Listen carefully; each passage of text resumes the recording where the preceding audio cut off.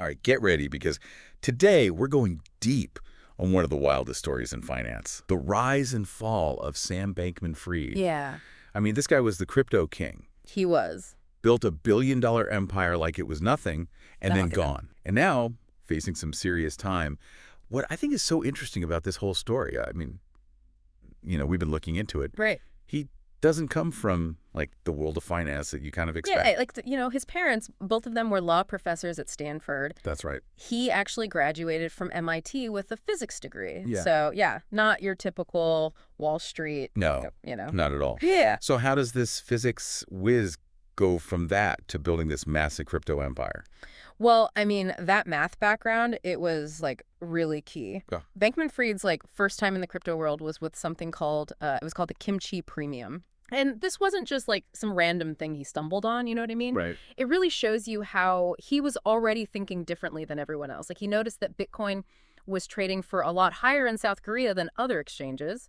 So what he did was he bought it on other exchanges, Okay. and then he sold it on the South Korean ones, Gotcha. pocketing the difference. So, like, global crypto arbitrage. Exactly. I mean, you need some serious guts to do that and a knack for, like, spotting those inefficiencies in the market. Exactly, yeah. He had that. Yeah. And, this early success with the kimchi premium, I mean, it was just the beginning. It gave him that capital to then start his own trading firm.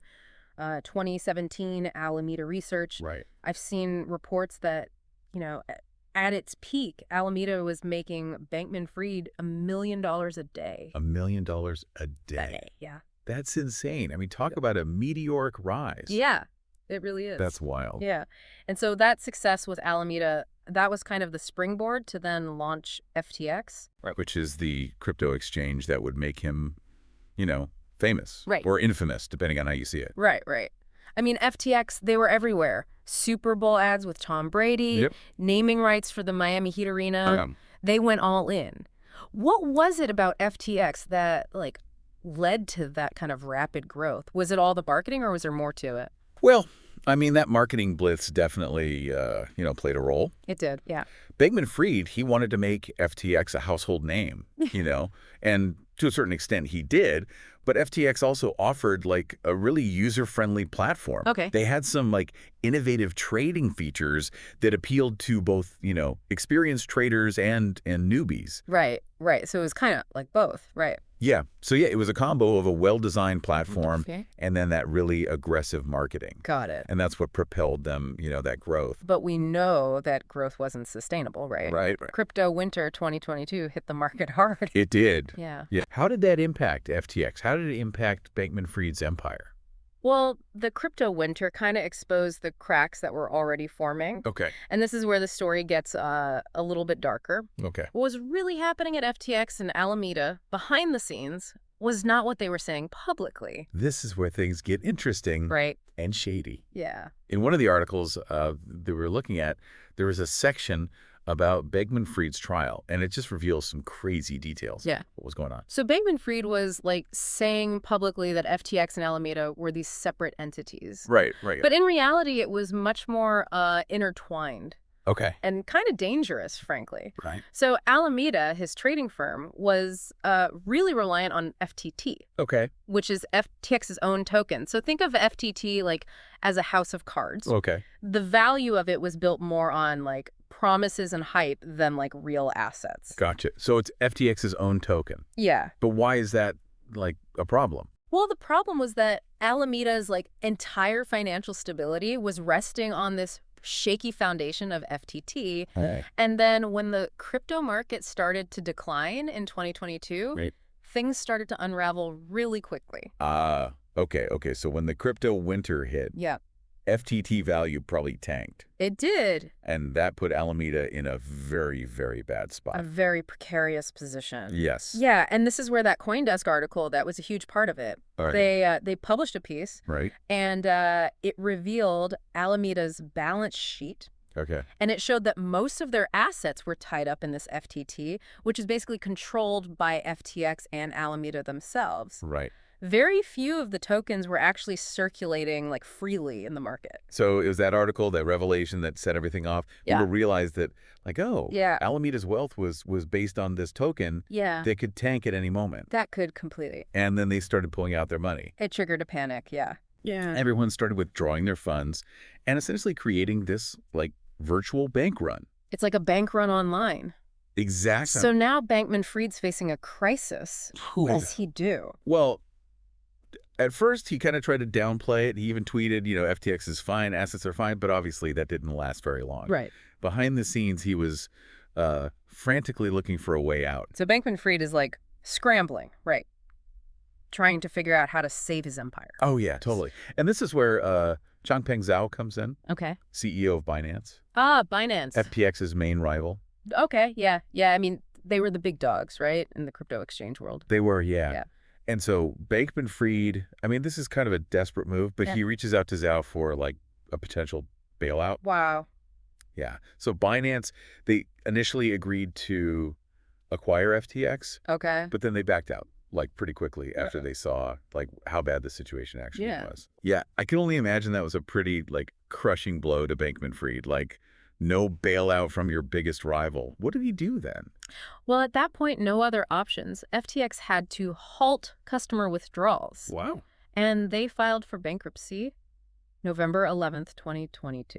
So just like that, it's all over. Pretty much, yeah. Bankman-Fried resigns as CEO. And I So- mean, his fortune, which was estimated in the billions, Right. gone, Overnight. basically. That's a crazy fall from grace. Yeah. But the story doesn't end there, obviously. No, it doesn't. The bankruptcy was just the beginning of Bankman-Fried's legal problems, right? Exactly. Yeah, this is where like accusations of like straight up fraud come in. Okay. Federal prosecutors alleged that he had been using customer funds for all sorts of things. Like what? Like risky trading, venture capital investments, even like personal loans To who? to himself and other FTX executives. So it wasn't just like bad management or risky bets that didn't work out. No. They were like actually misusing customer funds. Yeah, that was the accusation. And you have to remember, Bankman-Fried, he had this whole image, right? Right. Like the good guy of crypto. Right. Yeah. Yeah. The ethical one. He talked a lot about effective altruism, this idea of like using evidence and reason to do the most good. Okay. Yeah. Yeah. I remember that. And so these revelations about potential fraud were a huge blow to like his whole public image. Yeah. Totally. It's almost like a Greek tragedy. The hero brought down by his own flaws. Speaking of flaws, one of the articles talked about how Bankman-Fried's inner circle, Okay.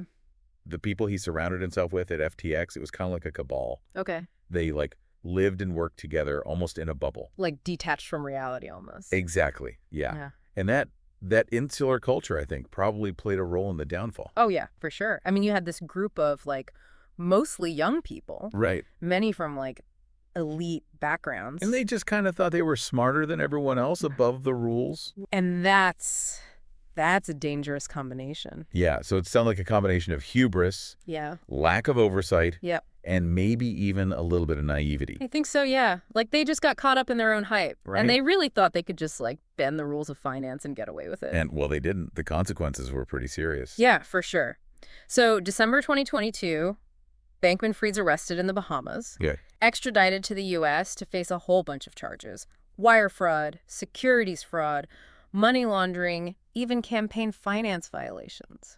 What? Yeah. I mean, the charges were extensive. Yeah. And they painted this picture of like a deliberate scheme to defraud investors and customers. So the trial starts October of this year. Yep. I mean, it was one of the most high-profile white-collar crime trials in recent memory. It was, yeah. What were some of, like, the key moments from the trial? Well, we heard a lot of testimony from like former FTX employees, executives, including some people who were very close to Bankman-Fried. Okay. And they described a company with like a really reckless culture Okay. where risk management was basically non-existent. Gotcha. And they were just treating customer funds like their own piggy bank. So they were really building a case that Bankman-Fried was the mastermind behind all of this. Yeah, like he was knowingly directing the misuse of customer funds. Right. And they had a lot of evidence to back that up. He did, yeah. A lot of evidence. So Bankman-Fried took the stand, right? He did. In his own defense? Yep. What did he say? He argued that he was just a well-intentioned entrepreneur Okay. who made mistakes, Okay. but never intended to defraud anyone. Did that defense work? No, not really. The jury deliberated for 3 days. Wow. And found him guilty on all 7 counts. Guilty on all 7 counts? Yep. Wow. I mean, that's a pretty clear rejection of his defense. Oh, absolutely. Yeah. I mean, this was a stunning fall from grace for someone who was like, just a few years ago was considered a visionary. Yeah. And now he could be spending decades in prison. So what happens next? What's like the timeline here? Well, sentencing's actually scheduled for tomorrow. Wow. Yeah. Oh. So it's going to be a big day. And, he faces a lot of potential prison time. I mean, he was found guilty on 7 counts. Each one carries a max sentence of 20 years. So 140 years. Yeah. Theoretically, he could get up to 140 years. That's essentially a life sentence. Pretty much. Yeah. Wow. So what are like the main things the judge is going to be considering when he decides on the sentence? I mean, they're going to look at the severity of the crimes, Right. the amount of money that the victims lost, Okay. his level of remorse, Okay. a bunch of things like that. But they're also going to be thinking about deterrence, sending a message that these kinds of financial crimes have serious consequences. It's interesting that some of his former associates, like Caroline Ellison, Yeah, Gary Wang, they already pleaded guilty, right? I did. And they're cooperating. How do you think that's going to play into his sentencing? I think it could work against him. How so? I mean, their testimonies were huge in getting that guilty verdict. Right. And the fact that they've admitted their guilt, Okay. it makes Bankman-Fried's attempts to shift blame during the trial look even worse. Right, right. So the judge has a lot to consider tomorrow. They do, yeah. I mean, the outcome of this is going to be huge for the crypto industry, don't you think? I think so, yeah. This is a landmark case, and that sentence is going to set a precedent for how the legal system handles these crypto crimes, and it's also going to have a big impact on how regulators approach this whole sector. Do you think this is going to lead to more regulation? Oh, I think it's very likely. I mean, the FTX collapse exposed a lot of vulnerabilities. Yeah. In this mostly unregulated market. Right. There's a lot of people that think that things need to change to protect investors and, make sure that the whole crypto ecosystem is more stable. What kind of changes are you expecting? I mean, we might see a lot more scrutiny of stable coins, Okay. stricter requirements for protecting customer funds. Okay. Maybe even licensing requirements for these crypto exchanges. Okay. Transparency is going to be key. Gotcha. Regulators want to really get in there Yeah. and see how these exchanges are working Right. and make sure that they're playing by the rules. Right. Because right now it's just so opaque. Yeah. They want to be able to see what's happening. Yeah. I mean, if there's more transparency, Yeah. that could really increase investor confidence, Oh, yeah, absolutely. which obviously took a huge hit after all of this. It did, yeah. Huge hit. It's all about rebuilding trust. Exactly. Yeah. And that's going to take work from regulators, Yeah. from industry leaders, Yep. and from the whole crypto community, really. Yeah. Yeah, I think so. It's going to be a big job. I mean, this whole thing really shows how complex the crypto world is. It is, yeah. It has so much potential, but there's also so much risk. Yeah, there's a lot of risk. So what are the key takeaways that you want our listeners to keep in mind as we wait for this sentencing tomorrow? Well, I think, this whole case, it's a reminder that even really smart people can be corrupted by greed and ambition. Yeah, and that nobody's above the law. No one. No matter how much money they have or how influential they are. Yeah. The FTX collapse, it's a cautionary tale. It's about what happens when you have unchecked power. It shows why transparency and accountability are so important. And it shows why we need stronger rules for the crypto industry. This story has really captured everyone's attention. And it's started these important conversations about the future of finance, about the role of tech in our lives. It's crazy. Yeah, and it's still unfolding, Right. We're going to keep following it Yeah. and keep everyone updated. Awesome. Well, before we wrap up, is there anything else you want to leave our listeners with as they process this whole story? Yeah, I think it's important to remember that technology, no matter how revolutionary it is, Right. it's just a tool. Yeah, it's a tool that can be used for good or for bad. Exactly. And it all comes down to human choices, Right. ethics, Right. and the systems we put in place to make sure that technology actually helps us, that it makes things better. Yeah, I love that. Well said. We'll be back soon with another episode, exploring a different part of this crazy world we live in. Right. But until then, stay curious, stay informed, and as always, keep learning.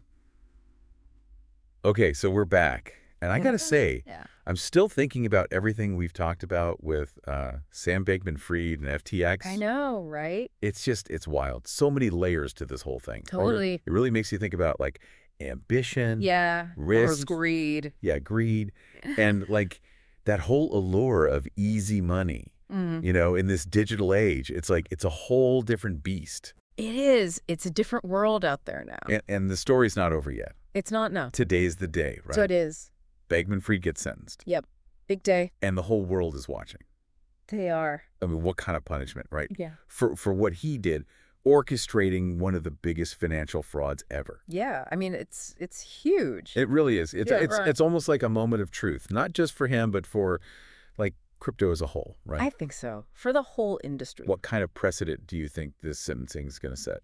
I think it's going to send a really clear message. Like, the legal system, they're not messing around with this. Yeah. Crypto crime, they're taking it seriously. Yeah. This isn't the Wild West anymore. Right. Those days of, like, operating in the shadows, no oversight, they're over. It's a wake-up call. Yeah, big time. For the whole industry. For everyone, yeah. So let's talk about these potential sentences, right? We talked about this earlier. Guilty on all 7 counts. Yeah. Each one, max 20 years. Yep. So what are we, like, realistically looking at here? I mean, he's probably not going to get the max on all 7 counts. Right. But he's definitely looking at a lot of time. Okay. The judge, they're going to be thinking about, like, how big was this fraud? Right. How badly were the victims hurt? Yeah. Does he feel any remorse? Right. You know, things like that. And we can't forget that some of his, like, former associates, right? Right. Caroline Ellis and Gary Wang. Yep. They took plea deals. They did, yeah. And they testified against him. Yeah. How much do you think that's going to, like, factor in to the judge's decision? I think that's big. I think their testimonies, that was huge for the conviction. Okay. And the fact that they, like, admitted what they did, right, took responsibility, it makes Bankman-Fried look even worse. Right. Because he was trying to, like, downplay his role. So, yeah, the judge has a lot to think about. A lot to consider, yep. As we wait for the decision, I think it's worth talking about, like, what does this mean for the future of crypto? Yeah. Do you think this whole case, it's going to be a catalyst for more regulation? I think it has to be. I don't see how it couldn't be. I mean, the FTX collapse showed everyone how vulnerable the system is. Right. And I think even in the crypto community, people are starting to see that we need more oversight. Yeah. We need rules to protect investors, to make the whole thing more stable, more trustworthy. Yeah, makes sense. What areas do you think they're going to focus on? Like, what are the regulators going to be looking at? I think they're going to be looking at stablecoins more closely. Okay. Definitely stricter requirements for, like, how you handle customer funds. Gotcha. Making sure they're protected. Yeah. And I wouldn't be surprised if they started requiring licenses for these crypto exchanges. Okay. Like, you need a license to operate. Right. And transparency. Transparency is going to be huge. They want to be able to see what's going on. Yeah. Inside these exchanges. Right. How they're running things. Make sure everything's above board. Right. It can't be this like black box anymore. Right. Because, I mean, if there is more transparency, that's going to make investors feel more confident. Oh, yeah. Absolutely. Which is what we need. Yeah, we need that. After all this, yeah. Right. It's all about rebuilding trust. Exactly. Rebuilding trust. That's going to take work. Yeah. From everyone. Regulators, industry leaders. Yeah. The whole crypto community, we all have to work together. It's just crazy to think that this one case, right? Yeah. Sam Bankman-Fried, this whole thing. It's wild, yeah. Could totally reshape the whole crypto world. I know. It's amazing to think about. It really is. It's a powerful reminder that even in this crazy world of crypto, right? This fast-paced, decentralized world, actions have consequences. They do. I mean, the rules of finance, they still apply. They do, yeah. Integrity matters. Big time. It's crazy. Yeah, it's a wild story. So this deep dive, I mean, we started with the kimchi premium. I know, right? Right. Then we had, like, this multi-billion-dollar empire built on, like you said, a house of cards. Yeah. Right. And now we're here. Yeah. Waiting for a sentence in this huge courtroom showdown. Crazy. What are, like, the key takeaways you want our listeners to leave with? I think the biggest one is you got to think critically. Yeah. You got to do your research, especially with crypto. There's so much hype. Yeah. So many promises of easy money. Right. Don't just buy into the hype. Right. Do your research, understand the risks, don't invest more than you can afford to lose. Exactly. It's good advice. And remember, technology, it's a tool. Yeah. You can use it for good or for bad. Yeah. It's up to us. Right.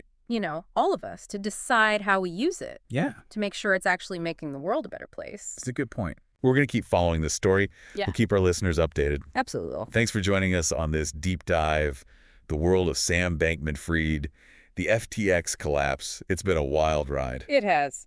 We'll be back soon with another episode. Until then, stay curious and keep learning.